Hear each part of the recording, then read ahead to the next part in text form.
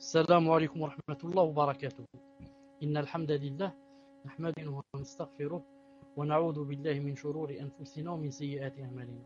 من يهده الله فلا مضل له ومن يضلله فلا هادي له، وأشهد أن لا إله إلا الله وحده لا شريك له، وأشهد أن محمدا صلى الله عليه وسلم عبده ورسوله. يا أيها الذين آمنوا اتقوا الله حق تقاته ولا تموتن إلا وأنتم مسلمون. يا أيها الناس اتقوا ربكم الذي خلقكم من نفس واحدة وخلق منها زوجها وبث منهما رجالا كثيرا ونساء، واتقوا الله الذي تساءلون به والأرحام إن الله كان عليكم رقيبا. يا أيها الذين آمنوا اتقوا الله وقولوا قولا سديدا يصلح لكم أعمالكم ويغفر لكم ذنوبكم، ومن يطع الله ورسوله فقد فاز فوزا عظيما. ألا إن أصدق الكلام كلام الله، وخير الهدي هدي محمد صلى الله عليه وسلم، وشر الأمور محدثاتها، وكل محدثة بدعة، وكل بدعة ضلالة، وكل ضلالة في النار. أما بعد, nous sommes Inch'Allah Ta'ala mercredi 7 Rabi' al-Awwal 1430 de l'Hégire, c'est-à-dire le 4 mars 2009 bi'idna Azza wa Jalla. Nous sommes avec le dernier cours de la personnalité de la musulmane, Inch'Allah Ta'ala. Avant cela, je suis en train d'attendre toujours qu'on me confirme que vous m'entendez dans l'InSpeak. J'attends, Inch'Allah Ta'ala, le numéro 1. Taïb. Vous écrivez le titre, Inch'Allah Ta'ala, le titre d'aujourd'hui. Le titre. 50e, elle est subtile et judicieuse dans sa prédication. Elle est subtile et judicieuse dans sa prédication. J'attends, Inch'Allah Ta'ala, que vous écriviez. Elle est subtile et judicieuse dans sa prédication. Ahsant. Bismillahirrahmanirrahim. La musulmane, quand elle appelle les autres femmes à l'islam, elle agit avec sagesse, prudence, intelligence et habileté. Elle prend en considération le niveau intellectuel des autres et leur milieu social, afin de trouver les meilleurs moyens lui permettant de les convaincre. Allah Azza wa Jalla a dit: Ud'u ila sabili rabbika bil hikmati wal maw'idati al hasana. Allah Ta'ala dit: par la sagesse et la bonne exhortation, appelle les gens au chemin de ton Seigneur. Coran 16, 125. Dans cette perspective, elle doit se garder de tenir des discours prolixes ou compliqués, susceptibles d'ennuyer son auditoire. Ses propos doivent être clairs, simples et brefs. Elle doit aussi procéder par étapes en exposant ses idées dans un style attachant.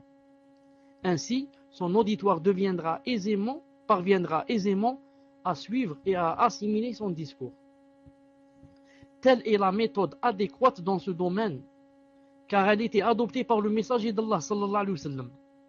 Le Bukhari Muslim rapporte que l'éminent compagnon Abdullah ibn Mas'ud, qu'Allah Azza wa Jalla agrée, avait l'habitude de donner son enseignement aux gens tous les jeudis. Un jour, un homme lui dit: Ô Aba Abdurrahman, je voudrais que tu nous adresses tes sermons tous les jours. Ibn Mas'ud lui répondit: ce qui m'empêche, c'est que je ne veux pas vous ennuyer. Je choisis les moments où il est opportun de vous enseigner, comme le messager d'Allah alayhi wa sallam le faisait vis-à-vis de nous, craignant de nous ennuyer. Dans son effort de prédication, la musulmane doit se montrer avenante envers son auditoire. Elle doit endurer tout ce qui est susceptible de l'agacer, la lourdeur d'esprit, l'ignorance, les erreurs répétitives, les questions ennuyeuses, etc. Bismillahirrahmanirrahim. La musulmane, quand elle appelle les autres femmes à l'islam, elle agit avec sagesse, prudence, intelligence et habileté. Elle prend en considération le niveau intellectuel des autres et leur milieu social. Pourquoi? Afin de trouver les meilleurs moyens lui permettant de les convaincre. Allah subhanahu wa ta'ala a dit: par la sagesse et la bonne exhortation, appelle les gens au chemin de ton Seigneur. Dans cette perspective, elle doit se garder de tenir des discours prolixes ou compliqués, susceptibles d'ennuyer son auditoire. Ses propos doivent être clairs, simples et brefs. Elle doit aussi procéder par étapes, en exposant ses idées dans un style attachant. Ainsi, son auditoire parviendra aisément à suivre et assimiler son discours. Telle est la méthode adéquate dans ce domaine, car elle était adoptée par le messager d'Allah sallallahu alayhi wa sallam. Bukhari et Muslim rapportent que l'éminent compagnon Abdullah ibn Mas'ud radiyallahu ta'ala anhu avait l'habitude de donner son enseignement aux gens tous les jeudis, c'est-à-dire une fois par semaine. Un jour, un homme lui dit: « Oh Aba Abdirrahman, je voudrais que tu nous adresses tes sermons tous les jours. » Ibn Mas'ud lui répondit: « Ce qui m'empêche, c'est que je ne veux pas vous ennuyer. Je choisis les moments où il est opportun de vous enseigner, comme le messager d'Allah le faisait vis-à-vis de nous, craignant de nous ennuyer. » Dans son effort de prédication, la musulmane doit se montrer avenante envers son auditoire. Elle doit endurer tout ce qui est susceptible de l'agacer, la lourdeur d'esprit, l'ignorance, les erreurs répétitives, les questions ennuyeuses, etc. En cela, elle se conforme à l'attitude du messager d'Allah sallallahu alayhi wa sallam, qui était un modèle en matière de magnanimité, de patience et de gentillesse. Il orientait ses compagnons de manière aimable, patienté face à la lenteur d'esprit de certains d'entre eux, et se montrait attentif à leurs questions, même si dans certains cas, elles étaient répétitives et ennuyeuses. Il ne se lassait guère de leur répéter ses enseignements jusqu'à ce qu'ils les assimilent et le quittent en étant convaincus et satisfaits. À ce propos, l'imam Muslim rahimahullah rapporte que Muawiyah ibn al-Hakam al-Sulami, qu'Allah Ta'ala l'agrée, a dit: alors que j'accomplissais la prière en compagnie du messager d'Allah sallallahu alayhi wa sallam, un homme éternua. Qu'Allah t'accorde sa miséricorde, lui répondis-je. C'est-à-dire, dans la salate, quand il a entendu quelqu'un éternuer, il lui a dit: Yarhamukallah. Mais, comme je remarquais que les autres me lançaient des regards réprobateurs, car il a parlé dans la salate, je leur dis: que ma mère soit privée de moi. Que ma mère soit privée de moi. Qu'avez-vous à me regarder ainsi? Ils se mirent alors à taper leurs cuisses de leurs mains. Ils se mirent alors à taper leurs cuisses de leurs mains. Ayant remarqué qu'ils me faisaient signe de me taire, cela me courrouça bien que je me taise. Que mon père et ma mère soient sacrifiés pour le messager d'Allah, je n'ai jamais vu, ni avant lui, ni après, un enseignant l'égalant en enseignement. Par Allah, quand il acheva la prière, il ne me frappa point, ni me blâma, ni m'insulta. Il se contenta de dire: aucune des paroles habituelles des gens ne convient à la prière, car elle consiste exclusivement à célébrer la gloire d'Allah, à prononcer sa grandeur et à réciter le Coran. Naam. Aïcha, qu'Allah l'agrée, a dit: quand on informait le prophète sallallahu alayhi wa sallam d'un méfait commis par un homme, il ne disait jamais: qu'a donc un tel à dire telle chose. Plutôt il disait: quand donc certaines personnes à dire telle ou telle chose. La clarté des propos contribue aussi à faire parvenir le discours à l'auditoire. À l'instar du messager d'Allah sallallahu alayhi wa sallam, la prédicatrice doit s'exprimer dans un style clair et compréhensible. Elle doit même répéter ses propos jusqu'à ce qu'elle ait la quasi-certitude que son message a été parfaitement assimilé, sans pour autant les ennuyer en expliquant des évidences. Anas, qu'Allah Ta'ala l'agrée, a dit: chaque fois que le messager d'Allah sallallahu alayhi wa sallam prononçait un enseignement, il le répétait 3 fois pour qu'on puisse mieux le comprendre. Et quand il se rendait chez des gens et qu'il les saluait, il disait salam alaikum, il les saluait 3 fois. Naam, il les saluait 3 fois. Hadith rapporté par Bukhari. Aïcha qu'Allah Ta'ala l'agrée a dit, le discours du messager d'Allah sallallahu alayhi wa sallam était clair. Quiconque l'entendait, le comprenait. Quiconque l'entendait, le comprenait. Hadith rapporté par Abu Daoud et jugé authentique. Voir volume 4, page 360. Donc vous remarquez que le messager d'Allah sallallahu alayhi wa sallam employait des termes clairs, brefs, circoncis, pas complexes, des termes que tout le monde pouvait comprendre. Et mieux que cela, il les répétait 3 fois. Il répétait la chose 3 fois jusqu'à ce qu'il soit sûr que tout le monde ait compris. Et plus celui qui fait le prêche et la prédication, le frère ou bien la sœur, plus il a de science, plus il a de sagesse, alors il parlera aux gens d'après leur niveau. C'est ça la vraie sagesse, la vraie hikmah. Que tu parles avec des gens, tu parles d'après leur niveau, pas d'après ton niveau. Si tu es avec des vieilles, tu ne vas pas, par exemple, parler de la différence entre les attributs de l'acte et les attributs, par exemple, de l'essence.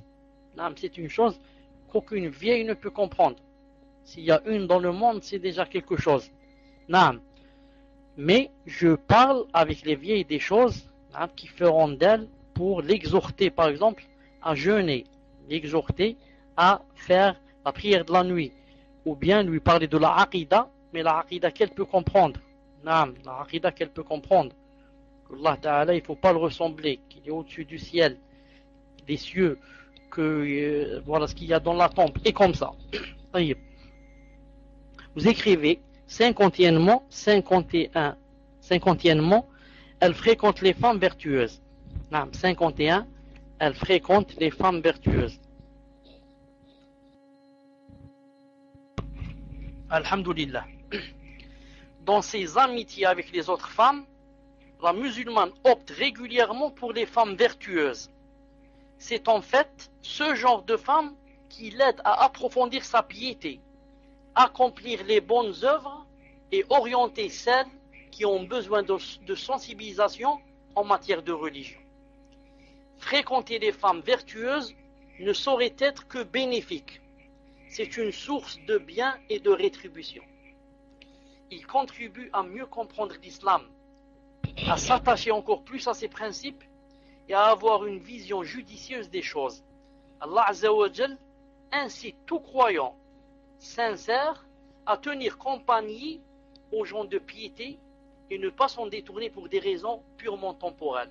Allah Azza wa Jal a dit واصبر نفسك مع الذين يدعون ربهم بالغداة والعشي يريدون وجهه ولا تعد عيناك عنهم تريد زينة الحياة الدنيا ولا تطع من أغفلنا قلبه عن ذكرنا واتبع هواه وكان أمره فرطا. Sourate Al-Kahf. Il a dit dans Sourate Al-Kahf, fais patienter ton âme avec ceux qui invoquent le Seigneur matin et soir, désirant son visage. Que tes yeux ne se détachent point d'eux en cherchant le faux brillant de la vie sur terre. Et n'obéis pas à celui dont nous avons rendu le cœur inattentif à notre appel, celui qui cède à sa passion et dont le comportement est tout transi. Subhanallah al-Azim. Vous avez entendu ce qu'a dit Allah Azza wa Jal, fais patienter ton âme. Donc ça a besoin de patience. Notre âme ne veut pas. On la fait patienter, on la force, on la contraint. Avec qui? Pour qu'elle patiente avec ceux qui invoquent le Seigneur matin et soir, désirant son visage. Notre âme voudrait qu'elle soit avec les musiciens, avec les acteurs, avec les gens qui passent leur temps dans les tentations.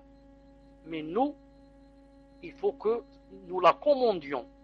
Car c'est quoi? C'est un dépôt, un mana qui est chez nous. Et demain, on va être jugé, on va être questionné sur cette âme.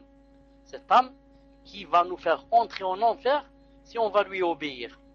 Donc Allah Ta'ala te demande de te forcer pour essayer d'être tout le temps, ou bien la plupart du temps, avec ceux qui invoquent Allah Ta'ala matin et soir, c'est-à-dire les gens de la science, c'est-à-dire les gens pieux en général, les gens qui ne sont pas futiles, les gens ce ne sont pas les gens qui passent leur temps à assouvir leurs passions et leurs désirs. Il a dit, seules les femmes pieuses, vertueuses et nobles de caractère méritent la longue compagnie de la musulmane, car elle seule contribue à approfondir sa foi et à adoucir son comportement. Un poète arabe a dit à ce propos, en fréquentant les gens nobles, tu seras considéré comme eux. Tâche donc de ne te familiariser qu'avec cette catégorie. Beaucoup de gens, beaucoup de frères et beaucoup de sœurs se plaignent que leur foi régresse, que leur foi n'avance pas. Et ils disent on n'avance pas dans le din. Et si tu cherchais un peu, tu essayais un peu de rentrer dans les détails, tu vas trouver que ces frères ou bien ces sœurs qui se plaignent, le grand défaut ou bien le grand mal vient d'où? Vient de la fréquentation. Elles fréquentent des sœurs qui n'invoquent pas Allah Azza wa Jal une fois par jour. Tout juste si elles font la prière, c'est déjà quelque chose. Et aussi, les frères fréquentent des frères qui passent leur temps du matin au soir à parler de films, à parler de journaux et à parler de football. Ensuite, il te dit, ma foi régresse. C'est normal qu'elle régresse. Si tu veux que ta foi monte, alors fréquente les gens qui t'exhortent et te poussent pour faire des choses de l'au-delà. Te poussent pour que tu délaisses les choses qui sont haram. Des gens qui, lorsque tu oublies Allah subhanahu wa ta'ala, ils te rappellent. Et des gens qui, lorsque tu invoques Allah ta'ala, t'encouragent. Parce qu'il y a des gens qui, lorsque tu invoques Allah ta'ala, ils n'aiment pas. Ils disent celui-là, il nous gêne. Il va tout le temps invoquer Allah ta'ala, tout le temps il va nous dire cette chose c'est haram, cette chose c'est pas bien, donc il vaut mieux ne pas rester avec cette personne. Et il y a des gens qui, lorsque tu invoques Allah subhanahu wa ta'ala, et si tu oublies Allah subhanahu wa ta'ala, ils font tout pour que tu ne te rappelles pas cette chose. Allah Azza wa Jal nous préserve de ce genre. L'appartenance sociale, écoutez bien ce qu'il va dire, l'appartenance sociale modeste, quand une sœur par exemple, un frère, est modeste par exemple d'appartenance sociale. Ce n'est pas le fils de X et le fils de Y. Ou bien la pauvreté d'une femme vertueuse, si elle est vertueuse cette femme, ne doit pas servir de prétexte à la musulmane sincère pour se détourner d'elle. Si une personne ne fréquente pas une personne vertueuse à cause de, par exemple, elle est pauvre, ou bien à cause, par exemple, elle est, je ne sais pas, disons, elle est moche de visage, ou là parce qu'elle a des vêtements déchirés, si elle ne la fréquente pas à cause de cela, alors qu'elle sait qu'elle est vertueuse, c'est que vraiment cette personne est loin de l'amour d'Allah subhanahu wa ta'ala. Car quand on aime Allah ta'ala, on aime toutes les personnes et toutes les choses qu'il aime. Or Allah ta'ala aime la personne qui est vertueuse, même si c'est la plus pauvre du monde. Or comment se fait-il que toi tu l'aimes pas? Donc ton amour d'Allah subhanahu wa ta'ala, c'est seulement une prétention. C'est pour ça il y a des gens, Allah yahdihum, Allah yahdihum, Allah yahdihum. Même s'ils se disent qu'ils sont telle et telle chose, je ne veux pas dire salafi, mais ils ne fréquentent que des gens qu'ils choisissent. C'est bien de choisir des gens, ne pas fréquenter tout le monde. Mais ce que je veux dire ici, c'est que s'ils voient que certains gens sont pauvres, par exemple, sont des chômeurs ou là, ils ne fréquentent pas. Pourquoi? Ils aiment fréquenter des gens qui sont d'une haute classe sociale, bien qui sont riches, qui sont aisés. Ils ne fréquentent pas les gens pauvres, les gens qui sont dans le chômage, les gens qui n'ont pas d'argent pour s'habiller. Ils ne les fréquentent pas. Or, ceux-là ne sont pas véridiques dans leur foi. Il dit ici l'essentiel en matière de relations sociales, c'est la personnalité des autres femmes et non leur apparence, leur appartenance ou leur richesse. La vertu étant l'unique critère dans les rapports d'amitié, la musulmane ne doit éprouver aucune honte à fréquenter les femmes dont le niveau social est inférieur au sien. Dans sa quête du savoir, le prophète Moussa alayhi salam a décidé d'accompagner l'homme vertueux en lui disant sur un ton humble et respectueux: puis-je te suivre pour que tu m'apprennes de ce qu'on t'a appris en m'orientant?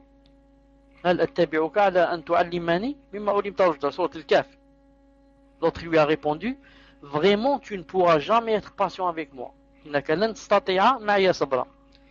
Il lui a répondu, Moussa lui a répondu, c'est-à-dire il a insisté sur sa demande en disant avec politesse et courtoisie: si Allah le veut, tu me trouveras patient et je ne désobéirai à aucun de tes ordres. Non. En choisissant ses amis, la musulmane consciencieuse se rappelle que les gens sont semblables aux métaux. Certains sont précieux, d'autres n'ont aucune valeur. Le messager d'Allah a dit: les gens sont semblables à des mines, telles les mines d'or et d'argent. Les meilleurs d'entre eux, au temps anti-islamique, la Jahiliya, sont les meilleurs au temps d'Islam, s'ils comprennent parfaitement ses enseignements. Ensuite, il a dit: les âmes sont semblables à des soldats enrégimentés. Celles qui se reconnaissent mutuellement s'accordent entre elles, tandis que celles qui ne s'identifient pas les unes aux autres sont en désaccord entre elles. Hadith rapporté par Muslim. D'ailleurs, tout le monde peut approuver cela. Tout le monde sait que il y a des personnes que tu vois pour la première fois, tu as des penchants vers cette personne, tu commences à l'aimer. Il y a des personnes, tu peux le fréquenter 2, 3, 4 mois, ça ne donne rien. Il n'y a pas ce penchement vers cette personne. Pourquoi? À cause de nos âmes qui sont comme des soldats enrégimentés, et ces deux âmes-là ne se sont pas accordées. Pourquoi? Parce qu'elles ne se sont pas reconnues mutuellement. Dans l'univers de l'amitié, il y a deux catégories de compagnons, les bons et les mauvais. La compagnie des bons est bénéfique sur tous les plans, tandis que la compagnie du mauvais ou des mauvais n'engendre que les pires conséquences. La musulmane avertie connaît cette classification, car le messager d'Allah l'en a informé en employant une merveilleuse métaphore. Il a dit, sallallahu alayhi wa sallam, le bon compagnon et le mauvais sont comparables respectivement au vendeur du musc, celui qui vend les parfums, et au forgeron. Concernant le vendeur du musc, ou bien il t'en fera cadeau, ou bien tu lui en achèteras, ou bien au moins tu en sortiras la bonne odeur, tu en sentiras la bonne odeur. Quant au forgeron, ou bien il brûlera tes vêtements, ou bien il te fera sentir une odeur puante. C'est rapporté par Bukhari et Muslim. Donc vous voyez celui qui a une bonne fréquentation et celui qui a une mauvaise fréquentation. Quand tu as une bonne fréquentation, tu es toujours gagnant. C'est comme lorsque tu as un ami qui vend des parfums et tu vas t'asseoir chez lui pour discuter. Donc, ou bien il va te donner un cadeau, un petit flacon de parfum, ou bien c'est toi qui vas en acheter, ou bien si tu n'as pas les moyens pour en acheter et il ne t'a rien donné en cadeau, tu vas sortir de lui avec une bonne odeur. Car le parfum, premièrement, tu l'as senti, et c'est bien de sentir le bon parfum, premièrement, et deuxièmement, ce parfum, un peu de ce parfum va rester sur tes vêtements. Tu vas aller chez toi, on va dire, Masha'Allah, tu étais avec qui? Et quand tu fréquentes quelqu'un qui est mauvais, ou bien il va brûler tes vêtements, comme le forgeron, si tu fréquentes un forgeron, tu vas chez lui pour discuter un peu, ou bien il va brûler tes vêtements sans le vouloir, ou bien tu vas sortir de chez lui avec une odeur puante. Vous remarquez, quand on va seulement dans un cybercafé par exemple, si on n'a pas d'internet à la maison, on va dans un cybercafé, quand on va chez soi à la maison, la première chose qu'on va nous dire, où étais-tu? Pourquoi tu dis? On te dit, tu sens la cigarette.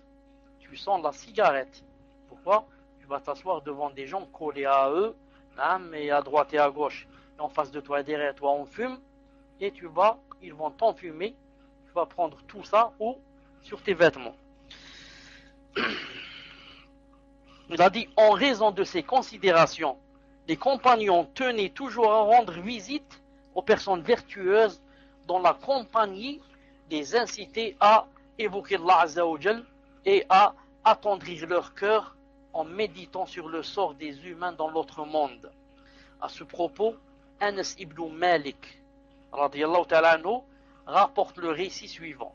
Il a dit, après la mort du prophète sallallahu alayhi wa sallam, Abu Bakr radiyallahu ta'ala anhu a dit à Omar, qu'Allah ta'ala l'agrée, allons rendre visite à Ummu Ayman, comme le faisait le messager d'Allah sallallahu alayhi wa sallam quand il était vivant. Alors quand ils arrivèrent chez elle, elle se mit à pleurer. Ils lui dirent, qu'est-ce qui te fait pleurer? Ce qui est auprès d'Allah est bien meilleur pour le messager d'Allah. Pourquoi tu pleures? Le messager d'Allah, s'il est mort, le fait qu'il soit mort, c'est mieux pour lui, car ce qu'il a rencontré maintenant chez Allah, c'est mieux ce qu'il avait ici. Tout le monde sait que ici c'était l'un des plus pauvres, alors que là-bas, chez Allah Ta'ala, il a tout. Elle a dit, ce n'est nullement parce que je ne sais pas ce qui est auprès d'Allah est bien meilleur pour le messager d'Allah que je pleure. Si je pleure, c'est parce que la révélation s'est interrompue à jamais. Si je pleure, c'est parce que le Coran ne va plus descendre, il ne va plus y avoir de révélation. Le din s'est parachevé. En entendant ces mots, Abu Bakr et Omar radiallahu ta'ala anhum furent tellement émus qu'ils se mirent à pleurer avec elle. Hadith rapporté par Muslim. Rappelons enfin, donc vous voyez la bonne compagnie. Ils sont allés chez une femme, elle les a fait pleurer. C'est quoi le mieux pour toi? Que tu ailles chez quelqu'un qui va te faire pleurer en te parlant de l'au-delà, en te parlant de ce qu'il y a là-bas, ou là que tu ailles chez quelqu'un qui va te faire rire des heures et des heures, et tu vas revenir chez toi sans avoir fait la salat à l'heure, sans avoir rien appris. Même tu vas revenir chez toi en sentant que ta foi a régressé. Qu'est-ce qui est mieux? Sûrement la première compagnie. Rappelons enfin que les assemblées composées de femmes vertueuses, dont l'objet est d'évoquer Allah Azza wa Jal et de traiter des sujets sains et sérieux, sont des assemblées entourées par les anges et enveloppées par la miséricorde d'Allah Azza wa Jal. Ce genre d'assemblée contribue effectivement à purifier les âmes, à adoucir les caractères et à éclairer les esprits. Il y a donc là de bonnes raisons qui devraient inciter la musulmane à y participer fréquemment pour jouir de leurs effets bénéfiques dans ce bas monde et dans l'au-delà. 52e, vous écrivez, elle œuvre pour réconcilier les musulmanes. Elle œuvre pour réconcilier les musulmanes. La société musulmane est certes une société dont les membres se distinguent par l'esprit de fraternité, de communication, de compréhension et de tolérance les uns vis-à-vis des autres. Cependant, cette société demeure substantiellement humaine et donc susceptible de connaître des épisodes de litige, d'hostilité, de discorde, pouvant même entraîner jusqu'à la rupture des liens entre les croyants. Ces discordes sont, comme nous venons de le souligner, épisodiques, et ne représentent pas une constante au sein de la société musulmane, et ce en raison des enseignements de l'islam qui recommandent la fraternité entre croyants et condamnent la haine et l'hostilité. Ayant vu la faiblesse humaine due à son penchant égoïste, l'islam recommande des méthodes efficaces pour remédier à toute situation de discorde ou de rupture entre croyants. comme nous l'avons mentionné dans un chapitre précédent, l'islam interdit à tout musulman de rompre avec son coreligionnaire durant plus de 3 jours. Le messager d'Allah a dit à ce propos, sallallahu alayhi wa sallam, il n'est permis à personne de rompre avec un croyant durant plus de 3 jours. Passé ces 3 jours, il doit aller à sa rencontre et le saluer. Si ce dernier répond à son salut, il se partage la récompense d'Allah. Si par contre il n'y répond pas, le premier sera disculpé du péché de la rupture. Hadith rapporté par Bukhari et dans Adab al-Mufrad. Donc, c'est un hadith authentique. Donc, il n'est pas permis en islam de quoi? D'isoler, disons, une personne, un musulman, plus de 3 jours. Sauf, comme vous le savez, si c'est par exemple à cause du din. Si c'est à cause de, par exemple, qu'il ne veut pas faire la prière, ou là qu'il fréquente des filles, ou là qu'il boit de l'alcool, ou là qu'il c'est un innovateur, et comme ça, il y a ce qu'on appelle le hajr, ce qu'on appelle l'isolement, mais on le fait dans un but précis, c'est pour que la personne revienne vers Allah subhanahu wa ta'ala. Maintenant, si on s'isole de cette personne et elle ne revient pas, et pire encore, elle va se noyer dans les péchés, il vaut mieux alors lui parler parce qu'au moins je lui ai fait entendre une parole une fois par mois, ou là mieux qu'elle n'entende rien de moi. Non, au moins quand je la salue, je lui dis comment ça va, je lui parle un peu, au moins peut-être ça va donner quelque chose. Mais maintenant si je vais l'isoler et que elle va se noyer dans les péchés, non, je n'ai rien fait de bien. Car pourquoi je dis pour ça? Ça va venir, Inch'Allah, dans le prochain dars. Le prochain dars, c'est comment faire la da'wah, comme je vous avais, Inch'Allah ta'ala, promis cela. Car aujourd'hui, je termine ce livre, Inch'Allah. Prochain dars, comment faire la da'wah. Car le fait, comme je l'ai dit, je le dirai la prochaine fois, Inch'Allah ta'ala, le fait d'isoler en islam, hein, ce n'est pas un but en soi. Mais c'est une cause pour pousser la personne à ce qu'elle délaisse le péché et revienne vers Allah. Non. Pourquoi je dis pour ça? Car certaines personnes sont vindicatifs, c'est-à-dire ils ont la vengeance et la haine dans le cœur. Quand quelqu'un se trompe, ils l'isolent. Ce n'est pas pour qu'il revienne, mais ils l'isolent par vengeance, parce qu'ils le détestent. Non. Déjà ils avaient des comptes à lui rendre, maintenant qu'il s'est trompé, alhamdoulilah. Voilà, comme ça je ne vais plus lui parler. Donc ça, ce n'est pas pour Allah Azza wa Jalla. Ça, tu te fatigues en ne pas lui parlant, tu ne l'as pas fait pour Allah subhanahu wa ta'ala. Le Coran ordonne aux musulmans et aux musulmanes de réconcilier les croyants en litige, notamment lorsque l'hostilité aveugle pousse ces derniers à se déclarer la guerre. Allah ta'ala a dit, si 2 groupes de croyants se combattent, réconciliez-les. Si l'un des 2 groupes se rebelle contre l'autre, combattez le groupe qui se rebelle jusqu'à ce qu'il se conforme à l'ordre d'Allah. Puis, s'il s'y conforme, réconciliez-les avec justice et soyez équitables, car Allah Ta'ala aime les justes. Coran 49:9. Réconcilier les croyants séparés par un différend est donc un devoir, car la société musulmane doit se distinguer par la concorde et la fraternité. Allah Ta'ala a dit, certes, les croyants sont frères, Établissez donc la concorde entre vos frères et craignez Allah afin qu'il vous fasse miséricorde. Coran 49:10. Conformément à ces enseignements, la musulmane est tenue à réconcilier ses sœurs en religion qui sont en conflit ou celles qui ont rompu leur lien de fraternité. Dans cette perspective, l'islam autorise même à exagérer les propos de l'une des parties en conflit et à les embellir en les rapportant à l'autre partie afin de hâter leur réconciliation.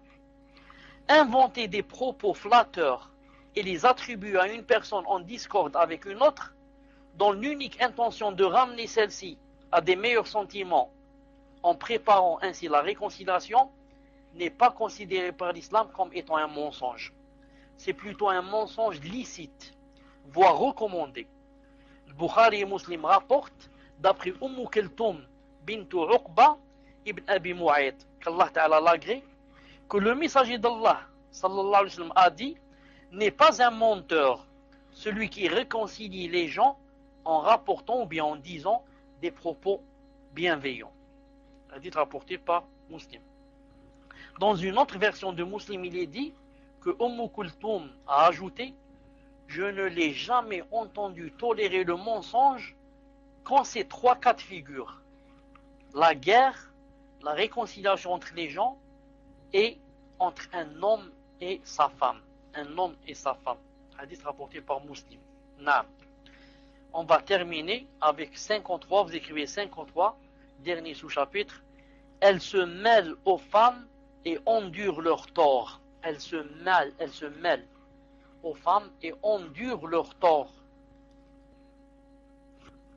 La musulmane sincère doit se mêler aux autres femmes et endurer les méfaits de certaines d'entre elles, car elle agit conformément à un engagement, une cause à défendre et un message à transmettre. Entreprendre cette tâche, ô combien noble et importante, exige beaucoup d'abnégation et de patience. Il arrive que certaines femmes qu'elle aborde pour leur expliquer les principes de l'islam, ou bien les appeler à observer ses règles, se moquent d'elle, ou bien lui répondent de manière plus convenable et dédaigneuse. Ce genre de femmes existe effectivement dans la société humaine. Elles sont égocentriques, détachées exclusivement au plaisir de la vie, attachées à des occupations vaines et futiles, frivoles. Elles sont insoucieuses vis-à-vis de la religion et lentes à se conformer à ses préceptes. Ces gens-là ont toujours et partout existé. Leur comportement agaçant peut même pousser la musulmane qui les côtoie à désespérer de leur cas et à abandonner définitivement sa mission de prédication. Cependant, cet obstacle ne doit aucunement affaiblir la musulmane ou bien la pousser à s'éloigner des gens et à se replier sur elle-même. Elle doit plutôt faire preuve de patience et de magnanimité, à l'instar des prophètes et des messagers qui ont entrepris cette mission avant elle. Afin d'aguerrir les croyants qui s'engagent à communiquer l'islam aux autres et de les encourager à persister dans leur mission, le messager d'Allah sallallahu alayhi wa sallam leur affirme que celui qui endure les méfaits des gens a plus de mérite que celui qui ne les supporte pas. Il a dit sallallahu alayhi wa sallam dans un hadith rapporté par Bukhari dans Adab Mufrad, volume 1, page 478, authentique, il a dit: le croyant qui fréquente les gens et endure leur tort a plus de mérite que celui qui ne les fréquente pas et n'endure point leur tort. Je répète, le croyant qui fréquente les gens et endure leur tort a plus de mérite que celui qui ne les fréquente pas et n'endure point leur tort. Ici, je veux dire une chose, je dis à condition que cette personne qui fréquente les gens et qui veut avoir ce grand mérite-là, et elle va endurer leur tort, à condition que ça ne se retourne pas contre elle. Car il y a des personnes qui, par exemple, qui sont vraiment faibles et qui, si on leur dit un mot déplacé, ou bien on les insulte, ou bien on les frappe, ou là, elles risquent de tout quitter. Je connais des gens, et peut-être vous-même vous connaissez. Moi, je connais des gens personnellement. J'ai même un nom maintenant là dans ma tête d'une personne qui, lorsqu'elle a commencé à faire la prière, elle a commencé à la maison, un homme. Ensuite, la première fois où il a été à la mosquée, on lui a volé ses souliers. Depuis ce jour-là, il n'est plus jamais allé à la mosquée et a quitté même la salat à la maison.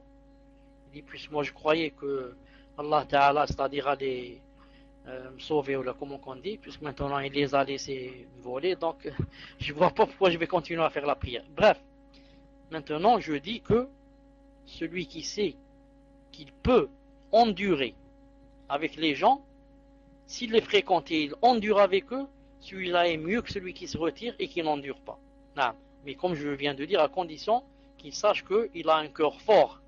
Et c'est quelqu'un, quand on lui dit on a dit ça de toi, ou là on t'a insulté, ou là, fillah subhanahu wa ta'ala, il croit, il patiente. S'il est de ce genre, c'est mieux pour lui de fréquenter et d'endurer. Non.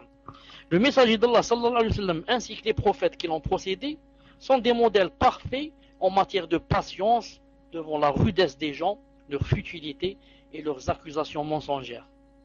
Les croyants et croyantes engagés à diffuser l'islam devraient donc suivre leur exemple en faisant preuve de patience et de magnanimité face à la mécréance et à la malfaisance de certaines personnes, même si elles sont musulmanes.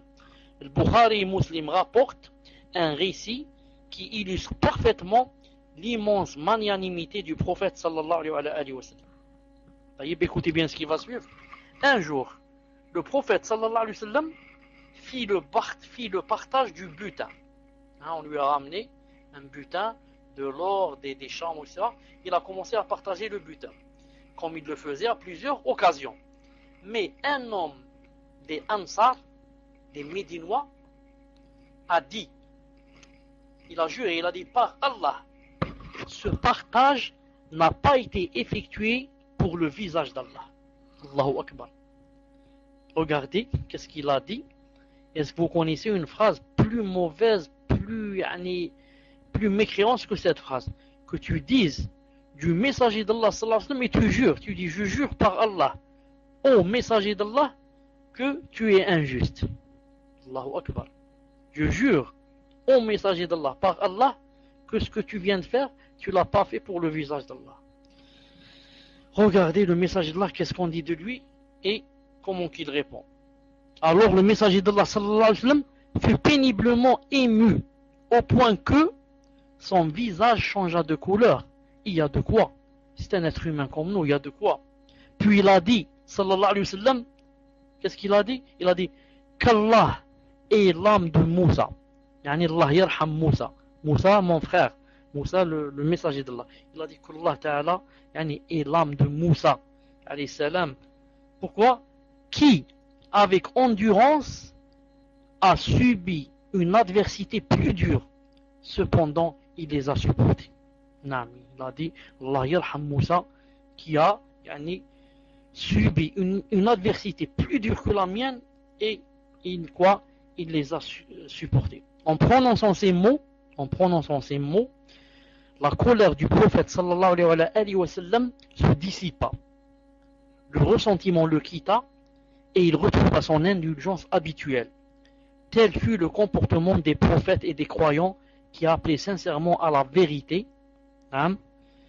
endurer les torts et les accusations mensongères émises par les gens. Tel est aussi le comportement adopté par tout croyant et toute croyante, car sans cela, la mission d'appeler à l'islam sera entravée. En fait, si chaque personne qui va commencer la da'wah, si chaque sœur qui va parler à sa voisine de l'islam, si à chaque fois qu'elle va entendre une accusation, ou bien elle va entendre quelque chose de mal, ou un mot mal placé, elle va dire j'arrête la da'wah, donc qui va faire cette da'wah? Mais toi mon frère, toi ma sœur, tu fais ça pour le visage d'Allah. Donc, quelqu'un qui dit du mal de toi ne doit pas t'arrêter et entraver ta mission. On voit qui est cette personne. Si cette personne qui a dit de moi du mal, c'est un savant, un vrai savant qui t'aime au sunnah, c'est que vraiment je suis dans l'erreur, je dois donc me corriger. Si c'est un mubtadi' ou bien quelqu'un qui est lui-même dans l'égarement et qui dit du mal de moi, ça ne doit me faire ni chaud ni froid. Si ça me fait un peu chaud, un peu froid, je dois résister et invoquer les messagers d'Allah qui ont souffert beaucoup plus que moi avant moi, et tous les gens de la da'wah qui souffrent et qui on les accuse de mille choses, mais ce qui te fait, Inch'Allah ta'ala, patienter, c'est le fait de savoir ce qui t'attend demain chez Allah subhanahu wa ta'ala. Car tout ce que tu as enduré ici ne va pas partir dans le vide. C'est écrit chez Allah ta'ala combien tu as souffert et combien tu as enduré, et Allah ta'ala ne va pas laisser la chose aller comme ça dans le vent, mais il va te donner des choses. Si tu savais ce qu'il va te donner demain, tu dirais, comme vont dire les martyrs, qu'est-ce qu'ils vont dire demain? Ils vont dire, Ya Allah, le hadith est authentique, si tu pouvais nous rendre une deuxième fois dans cette vie, pour qu'on vive une deuxième fois. Pourquoi? Juste pour qu'on meure une deuxième et troisième et quatrième fois comme ça. On meurt une autre fois pour toi, pour ton visage. Ils ont dit pourquoi? Vu yani, lorsqu'ils ont vu ce que Allah Ta'ala leur a yani, donné là-bas. Naam. Quand quelqu'un voit ce que Allah Ta'ala lui cache là-bas pour demain, naam, il va dire, ya Allah, si je pouvais revenir dans cette vie et refaire ce que j'ai fait en 10 fois plus ou 100 fois plus. Naam. Pour mener à bien cette mission noble, la musulmane doit faire preuve d'intelligence et de subtilité. En plus de la patience qu'elle doit observer de façon constante, elle doit au préalable prendre en considération le niveau mental, intellectuel et social des femmes à qui elle adresse son message, avant d'adopter une méthode adéquate à chacune d'entre elles. Ainsi son action sera efficace et bénéfique. La musulmane, celle qui a la sagesse, elle a la science, elle a la hikmah, elle ne parle pas à toutes les femmes par exemple, de la même façon. Mais elle parle à toutes les femmes d'après leur niveau, d'après leur caractère, d'après leur... est-ce qu'elles sont nouvelles en islam ou est-ce qu'elles sont anciennes? Est-ce que c'est une reconvertie avec laquelle je dois aller doucement, ou là c'est une sœur qui, ça fait 20 ans qu'elle fait la prière, ça fait 20 ans qu'elle est dans le minhaj. Je parle d'une personne qui, elle est par exemple dans un état où elle veut entendre ça, ou là je parle avec une personne qui a des préjugés sur l'islam, on lui a amoché l'islam, on lui a dit toutes celles qui portent le djilbab et tous ceux qui portent la barbe sont des hypocrites, sont des terroristes, il ne faut pas les écouter. Donc toutes ces choses-là, je dois les prendre en considération quand je fais ma da'wa, pour savoir de quel côté venir vers cette personne. Est-ce que je lui viens de ce côté-là où on a amoché l'islam pour lui montrer qu'elle se trompe ici indirectement, ou bien je dois lui venir du côté parce qu'elle aime qu'on lui parle du paradis, etc. Ou bien cette personne aime qu'on lui parle de l'islam, comme quoi l'islam, il ne se contradit pas avec avec la nouveauté, avec l'émancipation, etc. Donc, je dois bien analyser qui est cette personne à laquelle je vais faire la da'wa. Qui est-elle? Ensuite, quel âge qu'elle a? Quel est son niveau social? Elle appartient à quelle société? Sûrement que quand tu parles à un riche et tu parles à un pauvre, ce n'est pas la même chose. Quand tu parles à un milliardaire, tu parles à quelqu'un qui habite dans une maison d'argile, ce n'est pas la même chose. Le milliardaire, sûrement que c'est beaucoup plus difficile parce qu'il accepte de toi que l'autre. L'autre, il est là, il n'a rien, il n'attend que tu lui dises des choses qui le réconfortent. Le milliardaire, il a tout. Il va dire pourquoi moi je vais perdre mon temps à écouter celui-là. Donc c'est un peu difficile à ce que tu le convainques qu'il t'écoute. Et comme j'ai dit maintenant, cela dépend plus celui qui fait la da'wa à la science et la sagesse, la hikmah. La hikmah, comment parler, quand est-ce que parler, quand est-ce se taire, avec quoi commencer, par qui commencer, par quelle personne, par quel sujet commencer. Tout ça, ça compte beaucoup. Tout ça, ça compte beaucoup. Voilà ce que je voulais dire pour aujourd'hui, Inch'Allah Ta'ala. On va commencer les questions-réponses entre un quart d'heure et une demi-heure, Inch'Allah Ta'ala, le temps d'aller manger. سبحانك اللهم وبحمدك أشهد أن لا إله إلا أنت أستغفرك وأتوب إليك. Je vous donne le micro, Inch'Allah Ta'ala. Assalamu alaikum wa rahmatullah. Assalamu alaikum wa rahmatullah. Alhamdulillah. Donc le manger n'est pas prêt. Hein? Donc on va, pour ne pas perdre de temps, je vais répondre à vos questions. On commence, Inch'Allah Ta'ala, par Abu Salman. حياك الله, pose ta question, Inch'Allah. Assalamu alaikum wa rahmatullahi wa barakatuh. El-Burtughali.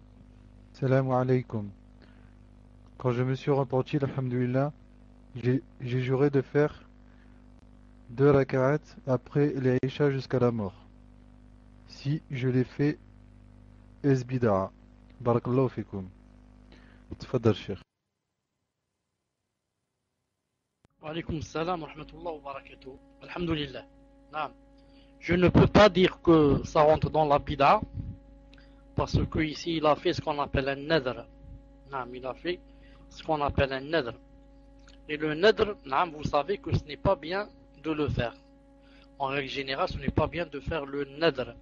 C'est pas comment on dit nadr en français, mais ce n'est pas bien de le faire. De dire par exemple, s'il se passe telle ou telle chose, je vais faire un vœu. Non, je vais égorger un mouton, ou là je vais faire un siyam jusqu'à 2 mois, ou là toute ma vie, etc. Non, en règle générale, ce n'est pas bien de le faire. Celui qui veut faire une chose, qu'il la fasse sans vœu, qu'il la fasse directement sans vœu. Mais si quelqu'un maintenant a fait un vœu d'obéir à Allah subhanahu wa ta'ala, donc cette personne doit faire la chose. C'est-à-dire que ici, Stein Sada, qui a fait un vœu de faire 2 rak'at après l'Aïcha jusqu'à la mort, il doit les faire jusqu'à la mort. Sauf si vraiment, il se trouve qu'il ne puisse plus. Dans ce cas, il doit faire la kafara, qui est celle de la même que quand on jure de faire quelque chose. C'est la même que quand on jure de faire quelque chose et qu'on ne peut pas. نعم. والله عز وجل أعلم. تفضل إن شاء الله تعالى le suivant. Donc, Al-Burtughali, Inch'Allah. Wa alaykum wa rahmatullahi wa barakatuh. Pendant la salat, lorsqu'il y a une erreur de la part de l'imam, les hommes peuvent dire Subhanallah et les femmes. Est-ce que les hommes peuvent dire Subhanallah et les femmes, est-ce qu'elles doivent taper des mains? Est-ce que la question est terminée, Al-Burtughali? Tapez 1, Inch'Allah, lorsque les questions sont terminées. Assalamu alaykum. Pendant la salat, lorsqu'il y a une erreur de la part de l'imam, les hommes peuvent dire Subhanallah et les femmes doivent taper des mains. Qu'en est-il lorsque la femme prie avec d'autres femmes ou avec son mari? Peuvent-elles dire Subhanallah? Tfadal, Cheikh. طيب وعليكم السلام ورحمة الله وبركاته. طيب بسم الله الرحمن الرحيم والصلاة والسلام على أشرف المرسلين.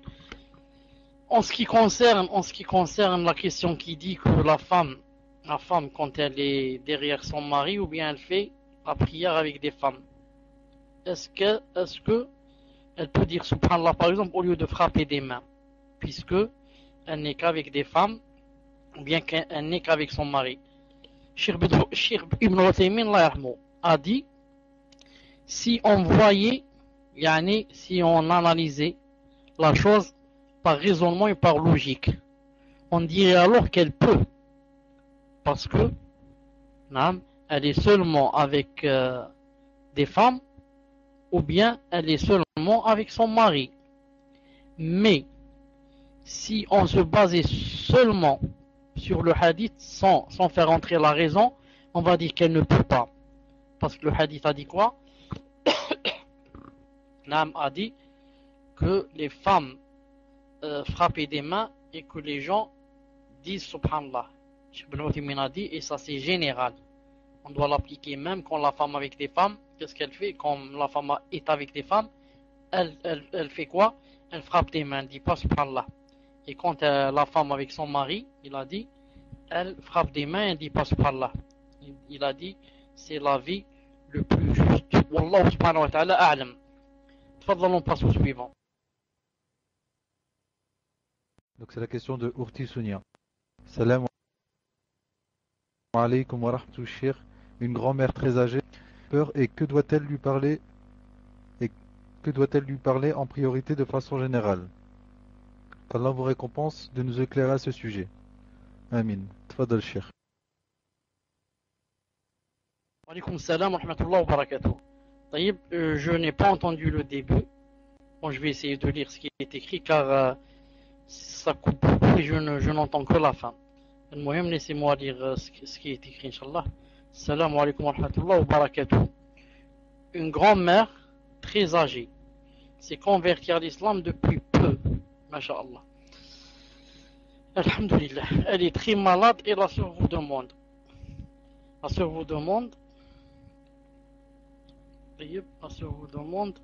Comment peut-elle aborder la mort et l'après avec elle sans lui faire peur, et de quoi doit-elle lui parler en priorité de façon générale? Naam. Bismillahir Rahmanir Rahim wa salatu salam ala ashrafil mursalin. on devrait d'abord la féliciter et lui faire des éloges, etc. et lui dire que, alhamdoulilah, que Allah subhanahu wa ta'ala, le Seigneur le Tout-Puissant, t'es choisi pour te guider. T'es choisi pour te guider, et comme ça, si quelqu'un meurt, il va mourir musulman, et que c'est le paradis qui l'attend là-bas, et c'est la rencontre des messagers, la vision d'Allah subhanahu wa ta'ala, l'éternité, etc. De lui parler des choses qui l'exhorteraient à vouloir comprendre plus, à vouloir pratiquer plus, et comme ça. Et on lui parle au moins des grands piliers, surtout le premier qui est la salat. On lui parle des grands piliers et du premier qui est la salat, et que un musulman, quand il entre en islam, il doit par exemple attester qu'il n'y a pas de divinité qui mérite l'adoration sauf Allah, que Mohammed c'est son dernier messager, et que surtout insister sur Jésus, que Isa alayhi salam, ce n'est pas son fils ni un dieu, c'est seulement aussi un messager, et que nous on croit en lui bien sûr, comme on croit en tous les prophètes. Ensuite, si on est par exemple dans le Ramadan, on lui parle du jeûne. Sinon, on doit lui parler au moins de la salat, qu'il y a cinq grands piliers en islam, et que la prière c'est quelque chose de primordial, et que le musulman, même s'il est très malade, il peut la faire assis, il peut la faire sur son flanc, il peut la faire sur son ventre. Mais s'il ne peut pas faire les ablutions, il y a une chose qui s'appelle le tayammum. Et comme ça, et on commence petit à petit à lui donner la dose. On commence petit à petit à lui donner la dose sans essayer, en faisant le maximum pour ne pas la brusquer. En faisant le maximum pour ne pas la brusquer ou la faire fuir. Quand elle demande, on lui répond. Quand on voit qu'elle est intéressée, qu'elle est ceci, on l'exhorte petit à petit. Wallah ta'ala alam que Allah Azza wa Jal vous aide dans votre prédication. Soyez sincères avec Allah subhanahu wa ta'ala, allez doucement avec sagesse, et Allah ta'ala vous aidera et vous ouvrira ses portes. Tfadal Inch'Allah le suivant. Donc là c'est la question de Abu Salman. Salam alaykum wa rahmatullahi wa barakatuh. Cher, un frère demande: j'aimerais que vous me conseilliez, en fait ma sœur est malade, mais je ne sais pas si elle est possédée par un djinn ou si c'est mental. Et je dis toujours à mon père de lui faire ruqya, mais j'ai l'impression qu'il est endormi par dunya. Chaque fois il change de sujet, en plus il trouve que j'abuse dans l'islam, donc je ne sais pas comment faire. Cher, pouvez-vous me conseiller, barakallahu fikum, pour tout ce que vous faites? Tfadal cher. Wa alaykoum salam wa rahmatullahi wa barakatuh. Si j'ai bien entendu, est-ce qu'il parlait de sa sœur? Si c'est oui, écris-moi numéro 1.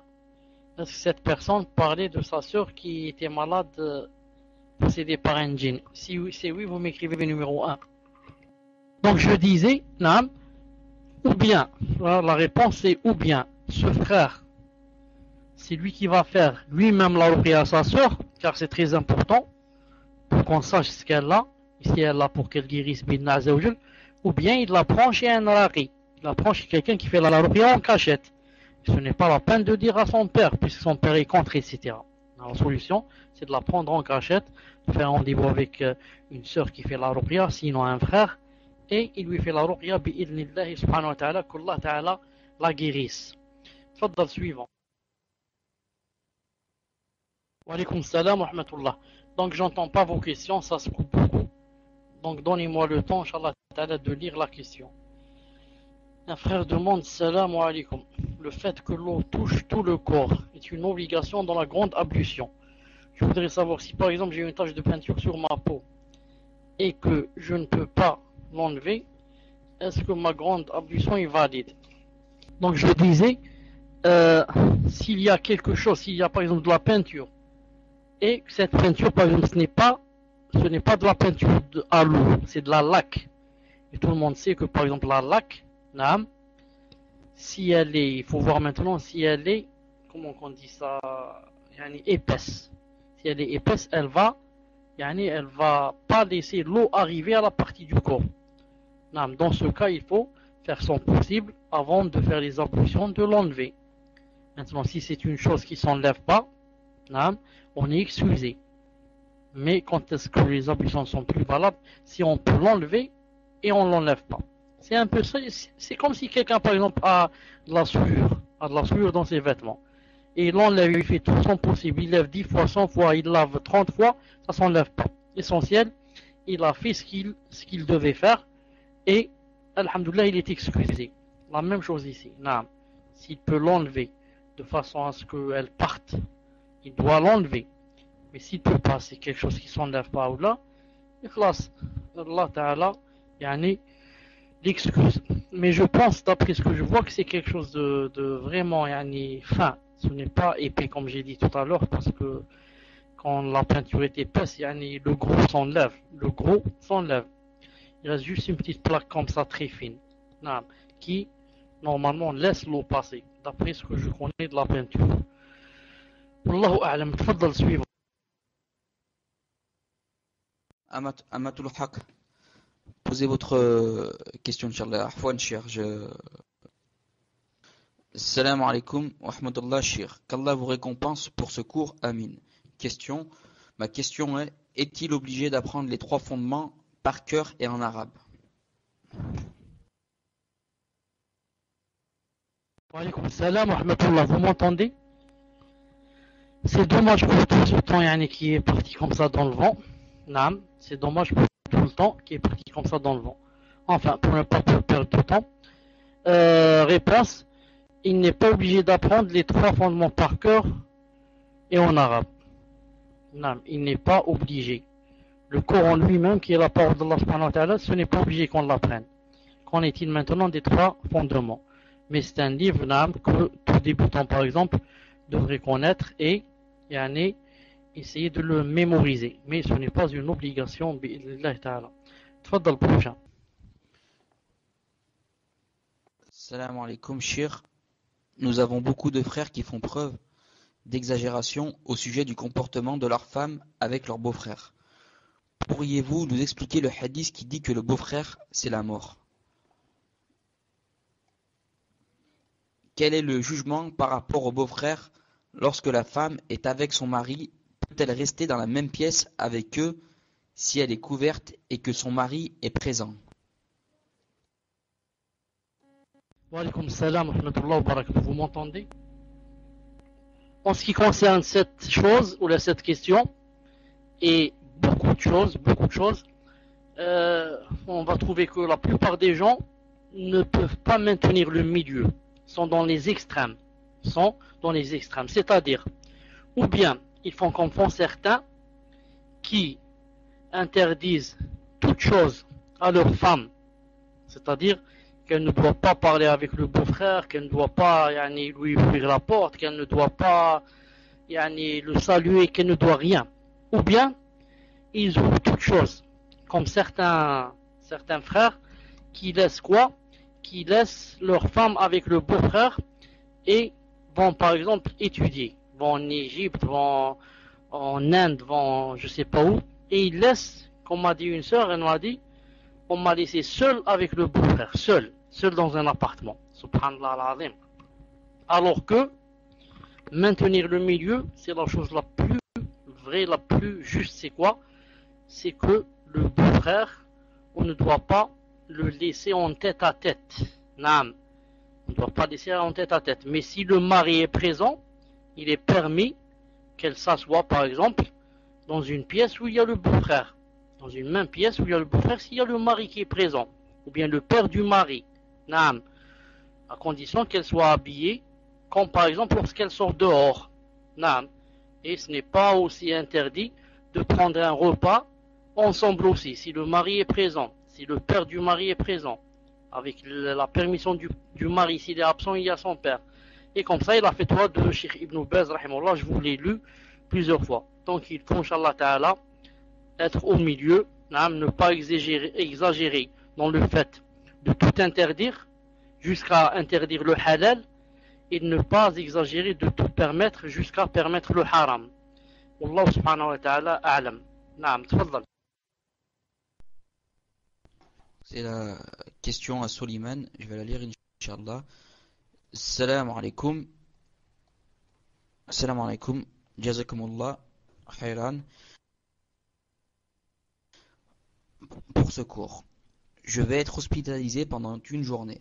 Je vais subir une anesthésie. Je voudrais savoir si je peux rassembler les prières après l'opération. Car vu que j'ai déjà subi ça, et je sais que la fatigue, elle est énorme. Jazakumullah khairan. Salam alaikum. Barakallahu fikum shir. Qu'Allah vous rétribue de la meilleure des récompenses. Amin. Alaykoum salam wa rahmatullahi wa barakatuh. Avant de répondre à cette question, je voudrais rappeler que si le messager d'Allah sallallahu alayhi wa sallam nous a prévenu du beau-frère, ce n'est pas parce que c'est un ennemi ou là qu'on doit le détester ou là ne pas lui parler ou là.